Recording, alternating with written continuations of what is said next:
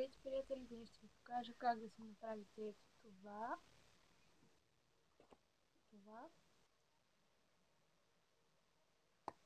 и това. Сега нека да започнем първо с тетрадката. За тетрадката ще ви е нужна стара тетрадка от училище и ножица,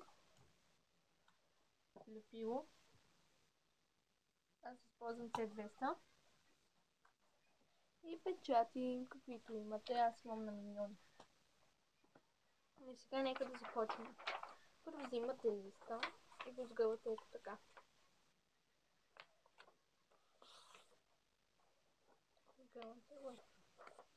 После взимате тетрадката, отваряте си лепилото и намазвате обилно и хубаво. Не пестете лепилото.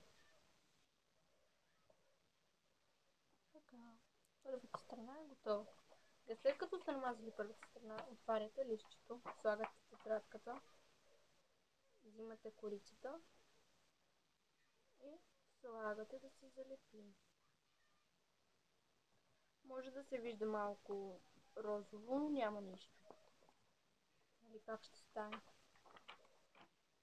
Като завиди малко розово, се едно от тетрадката. И може би никой няма да забележи, че е стара тетрадка. Така правите от другата страна, слагате лепило и залепвате.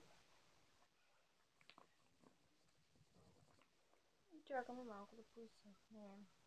Тъй като тази страна вече, сега малко ще я сложим и ще ви покажа как да си направите краската за молива. За това ще ви е нужно един молив, тиксо и ножица. Така, първо взимате тиксото. Трябва да е цветно, за да се вижда. Имате тиксото и търсите края. Тъй като аз не го намерих, ще търся. Никога не намирам бързо. Може малко да не се вижда лицето, защото е леко тъмничко.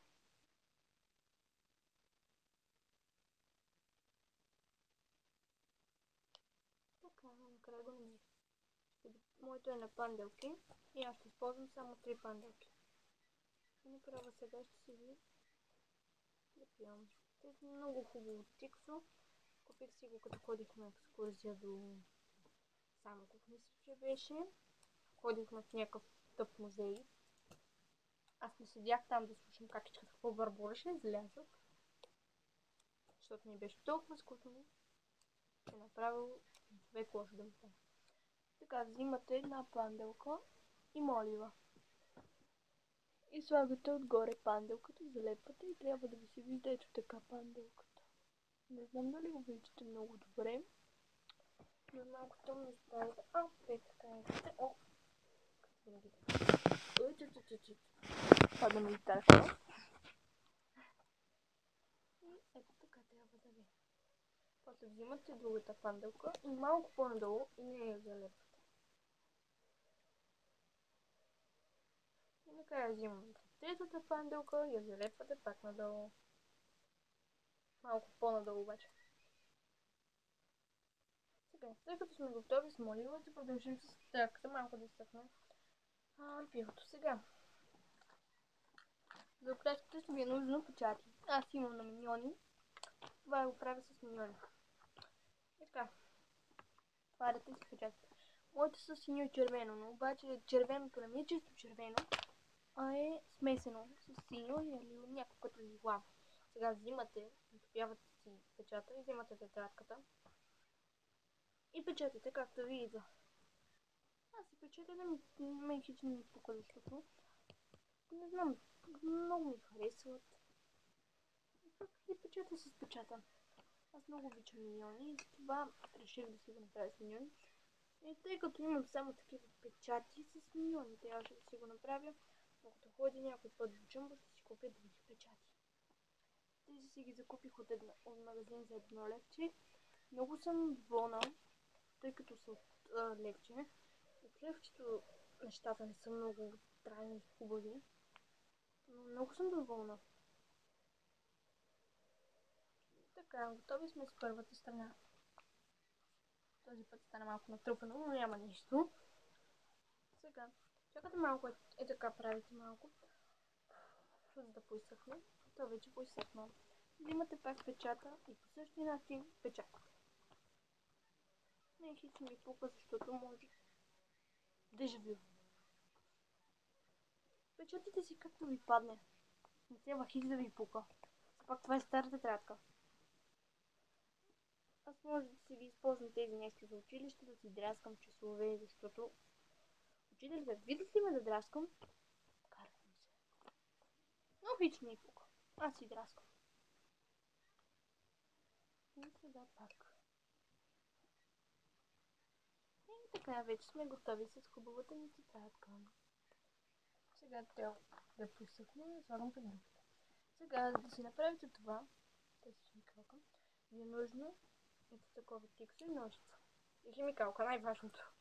Малко да се почисти от другото тиксо. И така, отдепвате си тиксо. Око, някакво. Имам ножица и продължавам да късам с уста. Може да чувате лайва на кучета, но наскоро си изкарах кучетата навън. Защото те бяха вътре и правиха много добре. И сега почти сме готови с химикалката. Както направихме моливон, обаче с друго тип. И повече слагаме. Защото на молива сложих 3 панделки, а тук слагам по няколко. А това се води купринено тексто, много съм доволна от него. Много е хубаво. И ако ме стане, ще го залепя отвътре на тетрадката, защото не искам това да само си хабия текстото. Така, още малко ми става.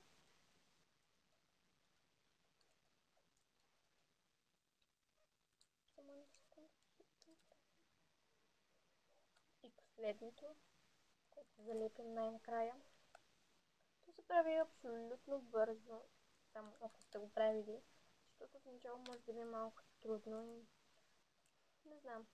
Аз така си бях направила един път за училище всичките химикалки. Откраднаха ми несесера. Вътре пълно с химикалки. И ножицата. И нищо, няма нищо. Живи здрави.